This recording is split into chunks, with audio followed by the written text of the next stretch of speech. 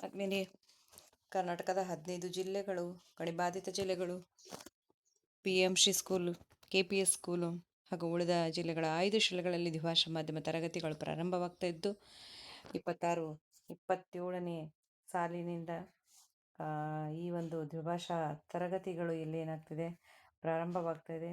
ಈ ದ್ವಿಭಾಷಾ ತರಗತಿಗಳಿಗೆ ಹಿಂದಿನ ತರಗತಿಗಳಲ್ಲಿ ಕನ್ನಡ ಮಾಧ್ಯಮ ಅಥವಾ ಉರ್ದು ಮಾಧ್ಯಮದಲ್ಲಿ ಇರ್ತಕ್ಕಂಥ ಮಗುವನ್ನು ಈ ದ್ವಿಭಾಷಾ ಮಾಧ್ಯಮಕ್ಕೆ ಅಣಿಗೊಳಿಸಲೇಬೇಕಾಗಿದೆ.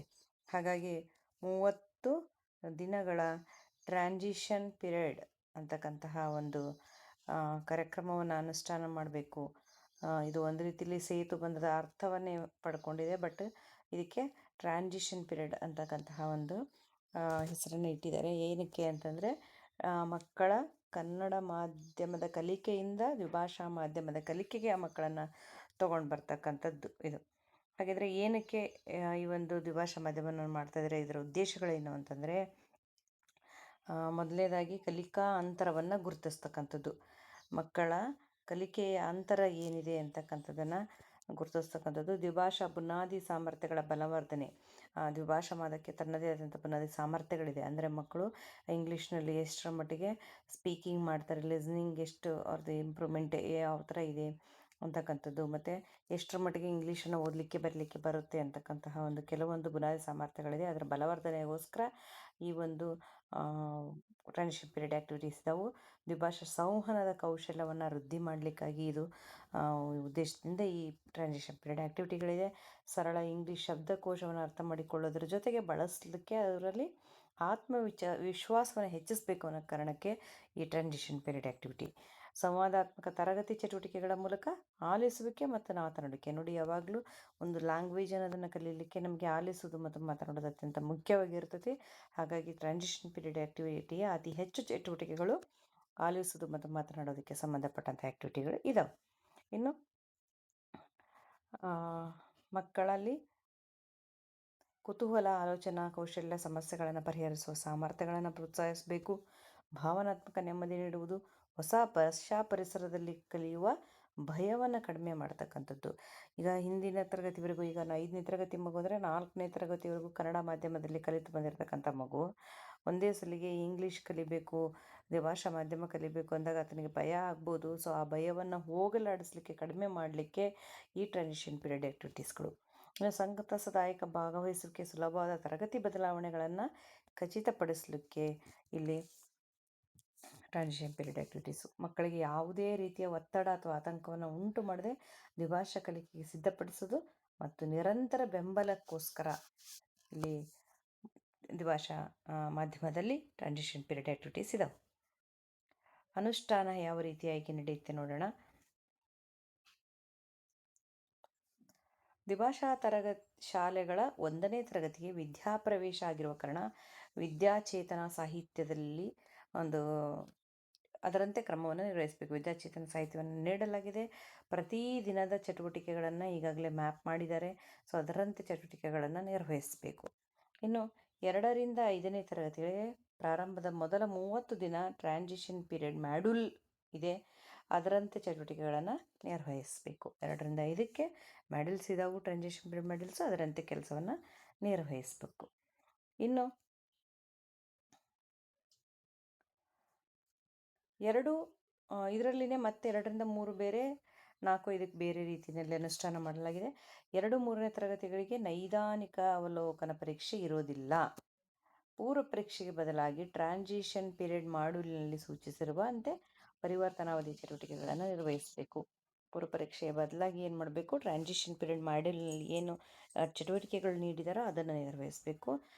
ನೆಕ್ಸ್ಟು ಸಾಫಲ್ಯ. ಪೂರ್ವ ಪರೀಕ್ಷೆ ಇರಲ್ಲ ಸರಿಯಾಗಿದ್ದರೆ ಸಾಫಲ್ಯ ಪರೀಕ್ಷೆ ಇರುತ್ತಾ? ಇಲ್ಲ, ಸಾಫಲ್ಯ ಪರೀಕ್ಷೆ ಕೂಡ ಇರಲ್ಲ. ಅದರ ಬದಲಾಗಿ ಟ್ರಾನ್ಸಿಷನ್ ಪೀರಿಯಡ್ ಮಾಡ್ಯೂಲ್ನಲ್ಲಿ ಅಬ್ಸರ್ವೇಷನ್ ಆ್ಯಂಡ್ ಅಸೆಸ್ಮೆಂಟ್ ಫಾರ್ಮ್ಯಾಟ್ ಅಂತ ಇರುತ್ತೆ. ಅಬ್ಸರ್ವೇಷನ್ ಆ್ಯಂಡ್ ಅಸೆಸ್ಮೆಂಟ್ ಫಾರ್ಮ್ಯಾಟ್ ಅಂತ ಇರುತ್ತೆ. ಅದರಂತೆ ಮೌಲ್ಯಮಾಪನ ಮಾಡಬೇಕು. ಗಣಿತ ಪರಿಸರ ಅಧ್ಯಯನ ವಿಷಯಗಳಿಗೆ ಉತ್ತರಗಳನ್ನು ಇಂಗ್ಲೀಷ್ನಲ್ಲಿ, ನೋಡಿ ಇಲ್ಲಿ ಸರಿಯಾಗಿ ಗಮನಿಸಿ, ಉತ್ತರವನ್ನು ಇಂಗ್ಲೀಷ್ನಲ್ಲಿ ಪಡಿಬೇಕು. ಇಂಗ್ಲೀಷ್ನಲ್ಲಿ ಮಗು ಇಂಗ್ಲೀಷ್ನಲ್ಲೇ ಉತ್ತರಿಸಬೇಕು. ಕನ್ನಡ ಭಾಷೆಗೆ ಕನ್ನಡದಲ್ಲೇ ಉತ್ತರಿಸಬೇಕು. ಗಣಿತ ಮತ್ತು ಪರಿಸರದಲ್ಲಿ EVSನಲ್ಲಿ ಮಗು ಯಾವ ಭಾಷೆಯಲ್ಲಿ ಉತ್ತರಿಸಬೇಕು ಅನ್ನೋದು ಪ್ರಶ್ನೆ. ಹಾಗಿದ್ರೆ ಇಲ್ಲಿ ಅವು DS ಎಡಿಟರ್ ಹೇಳೋದೇನೆಂದರೆ ಒಂದು ಪರೀಕ್ಷೆಗಳಿಗೆ ಗಣಿತ ಪರಿಸರ ಏನೋ ಇರುತ್ತಲ್ಲ, ಅಲ್ಲಿ ಮಕ್ಕಳಿಂದ ಉತ್ತರವನ್ನು ಇಂಗ್ಲೀಷ್ನಲ್ಲೇ ಇರಬೇಕು.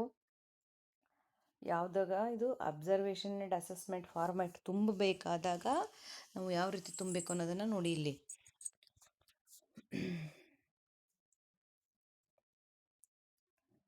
ಸೊ ಮಕ್ಕಳು ಇಂಗ್ಲೀಷ್ನಲ್ಲೇ ಉತ್ತರಿಸಿದರೆ ಆ ಮಗುವಿಗೆ ಅಚೀವ್ಡ್. ಇಂಗ್ಲೀಷ್ನಲ್ಲಿ ಅಪೂರ್ಣ ಅಥವಾ ಭಾಗಶಃ ಅಥವಾ ಕನ್ನಡದಲ್ಲಿ ಉತ್ತರಿಸಿದರೆ ಪಾರ್ಷಿಯಲಿ ಅಚೀವ್ಡ್.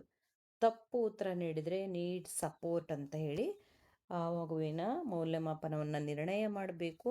ದಾಖಲೆಗಳನ್ನು ವಿದ್ಯಾರ್ಥಿ ಕೃತಿ ಸಂಪುಟದಲ್ಲಿ ನಿರ್ವಹಿಸಬೇಕು. ಇದು ಅರ್ಥ ಆಯಿತು ಅಂದ್ಕೊಳ್ತೀನಿ. ಸಾಫಲ್ಯ ಪರೀಕ್ಷೆ ಬದಲಾಗಿ ಟ್ರಾನ್ಸಿಷನ್ ಮಾಡ್ಯೂಲ್ನಲ್ಲಿ ಅಬ್ಸರ್ವೇಷನ್ ಆ್ಯಂಡ್ ಅಸೆಸ್ಮೆಂಟ್ ಫಾರ್ಮ್ಯಾಟ್ ಇರುತ್ತೆ. ಆ ಫಾರ್ಮ್ಯಾಟ್ ತುಂಬಬೇಕು.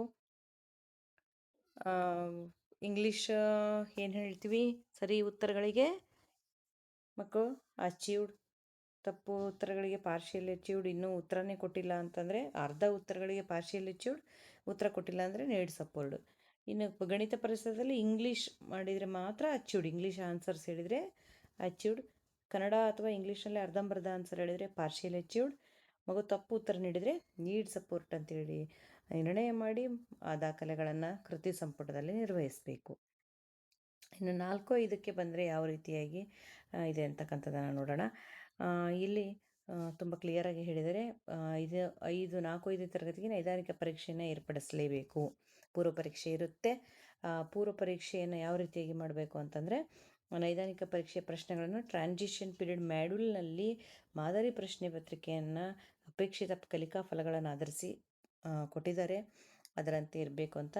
ಇನ್ನು ಪೂರ್ವ ಪರೀಕ್ಷೆ ಸಾಫಲ್ಯ ಪರೀಕ್ಷೆ ನಡೆಸಲಿಕ್ಕೆ FLNಗೆ 4 ಪ್ರಶ್ನೆ, ಹಿಂದಿನ ತರಗತಿ ಅಥವಾ ವಿಷಯವಾರ ಕಲಿಕಾ ಫಲಗಳಿಗೆ 6 ಪ್ರಶ್ನೆ, ಒಟ್ಟು 10 ಪ್ರಶ್ನೆ. ಏನು ಹೇಳ್ತಾರೆ, 4-5ನೇ ತರಗತಿಗೆ ಪೂರ್ವ ಪರೀಕ್ಷೆ ನಡೆಸಬೇಕು. FLNನಿಂದ 4 ಪ್ರಶ್ನೆ, ಹಿಂದಿನ ತರಗತಿಯ ವಿಷಯವಾರು ಅಪೇಕ್ಷಿತ ಕಲಿಕಾ ಫಲಗಳಿಂದ 6 ಪ್ರಶ್ನೆ. ಇಲ್ಲಿ ಅಂಕಗಳು ಅಲ್ಲ, ಪ್ರಶ್ನೆಗಳು. ಪ್ರತಿ ಪ್ರಶ್ನೆಗೆ A ಅಥವಾ B ಅಂತ ಹೇಳಿ ಮೌಲ್ಯಮಾಪನ ಮಾಡಬೇಕು. ಒಟ್ಟು 10 ಪ್ರಶ್ನೆಗಳ ಪೂರ್ವ ಪರೀಕ್ಷೆ ಅಥವಾ ಸಾಫಲ್ಯ ಪರೀಕ್ಷೆಯನ್ನು ನಡೆಸಬೇಕು. ಸೊ ಕಲಿಕಾ ಫಲಗಳ ಸಾಮರ್ಥ್ಯ ಗಳಿಕೆಯನ್ನು ದೃಢೀಕರಿಸಲು ಹೆಚ್ಚಿನ ಪ್ರಶ್ನೆಗಳೇನಾದರೂ ಬೇಕಿದ್ದರೆ ಅವುಗಳನ್ನು ಮೌಖಿಕವಾಗಿ ಕೇಳಬೇಕು, ರಿಟರ್ನ್ ಏನಿಲ್ಲ. 10 ಪ್ರಶ್ನೆಗಳು ಮಾತ್ರ ರೈಟಿಂಗಲ್ಲಿ ಇರಬೇಕು. ಅದು 4-5ನೇ ತರಗತಿಗೆ, ದ್ವಿಭಾಷಾ ಮಾಧ್ಯಮ 4-5ನೇ ತರಗತಿಗೆ. ಹಾಗಿದ್ರೆ ಅದರದ ಮೌಲ್ಯಮಾಪನವನ್ನು ಹೇಗೆ ಮಾಡಬೇಕು ಅಂತಕ್ಕಂಥದ್ದನ್ನು ಇಲ್ಲಿ ನೀಡಲಾಗಿದೆ. ಪೂರ್ವ ಪರೀಕ್ಷೆಯ ಉತ್ತರಗಳನ್ನು ಮೌಲ್ಯಮಾಪನ ಮಾಡುವಾಗ ಪೂರ್ಣ ಪ್ರಮಾಣದಲ್ಲಿ ಉತ್ತರಿಸಿದರೆ A, ಅಪೂರ್ಣ ಅಥವಾ ಭಾಗಶಃ ಉತ್ತರ ಇದ್ದರೆ B.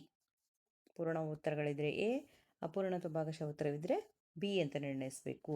ಇನ್ನು ಗಣಿತ ಪರಿಸರಕ್ಕೆ ಏನು ಮಾಡೋದು? ಕನ್ನಡ ಇಂಗ್ಲೀಷಿಗೆ ಆಯಿತು, ಉತ್ತರ ಕನ್ನಡದಲ್ಲಿ ನೀಡಿರ್ತಾರೆ ಅಥವಾ ಇಂಗ್ಲೀಷಲ್ಲಿ ನೀಡಿರ್ತಾರೆ, ಅಲ್ಲಿ ಪೂರ್ಣ ಹಾಗೂ ಭಾಗಶಃ. ಗಣಿತ ಪರಿಸರಕ್ಕೆ ಏನು ಮಾಡಬೇಕು ಅಂತ ಹೇಳಿದ್ದಾರೆ ಅಂದರೆ, ಇಂಗ್ಲೀಷ್ನಲ್ಲಿ ಉತ್ತರವನ್ನು ಪಡಿಬೇಕು. ಸಂಪೂರ್ಣ ಇಂಗ್ಲೀಷ್ನಲ್ಲಿ ಉತ್ತರಿಸಿದರೆ A, ಇಂಗ್ಲೀಷ್ನಲ್ಲಿ ಅಪೂರ್ಣ, ಇಂಗ್ಲೀಷ್ನಲ್ಲಿ ಭಾಗಶಃ, ಕನ್ನಡದಲ್ಲಿ ಉತ್ತರಿಸಿದರೆ B ಎಂದು ನಿರ್ಣಯಿಸಬೇಕು. ಸಾಫಲ್ಯ ಪರೀಕ್ಷೆಯೂ ಕೂಡ ಇದೇ ರೀತಿ ಮಾಡಬೇಕು. ಪೂರ್ವ ಪರೀಕ್ಷೆಯಲ್ಲಿ ಗಣಿತ ವಿಷಯದಲ್ಲಿ ಏನಾದರೂ ಮಗು ನಾವು ನೀಡಿರುವ ಪ್ರಶ್ನೆ ಪತ್ರಿಕೆಯಲ್ಲಿ ಇಂಗ್ಲೀಷ್ನಲ್ಲಿ ಉತ್ತರ ನೀಡಿದರೆ A ಎಂದು, ಭಾಗಶಃ ಅಪೂರ್ಣ ಇಂಗ್ಲೀಷ್ನಲ್ಲಿ ಅಥವಾ ಕನ್ನಡದಲ್ಲಿ ಉತ್ತರಿಸಿದರೆ B ಎಂದು ನಿರ್ಣಯಿಸಬೇಕು. ಇದನ್ನು ಗಣಿತ ಮತ್ತು ಪರಿಸರ ಎರಡಕ್ಕೂ ಕೂಡ, ಪೂರ್ವ ಮತ್ತು ಸಾಫಲ್ಯಕ್ಕೂ ಕೂಡ.